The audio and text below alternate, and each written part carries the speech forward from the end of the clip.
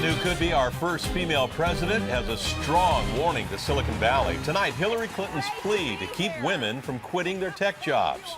The possible presidential candidate addressed a huge gender gap in the tech world. KPIX5's Devin Fehely reports her pep talk comes as more fed-up women are leaving the field. Devin?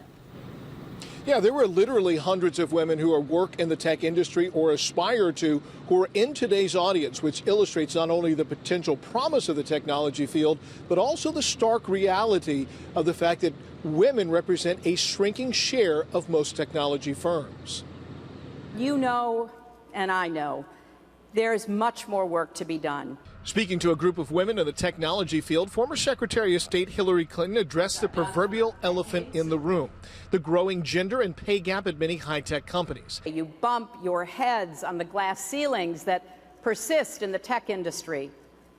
You watch too many of our daughters and granddaughters get diverted away from careers in STEM. It was a story echoed by many who have struggled to gain a foothold in what's become an increasingly male-dominated field. I don't see a lot of faces that look like mine, both from a color standpoint and also a gender standpoint. Brittany Walker works for Applied Materials and Human Resources. She says that companies must make a greater effort to ensure their workforce reflects the diversity of the people buying their products. It can be isolating at times. It kind of depends on the network that you build and the connection that you feel with your colleagues.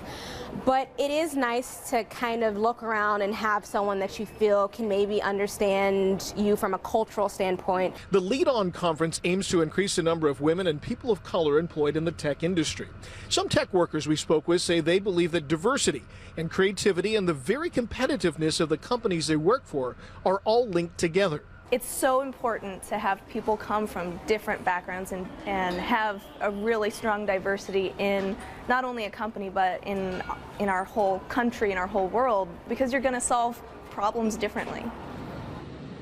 Now, many of the women who attended today's conference say that it's not all about the corporate culture of high-tech companies or their commitment to diversity. They believe that there is a lot of work that remains to be done in education and keeping women and people of color both interested and engaged in careers in both the science and technology fields.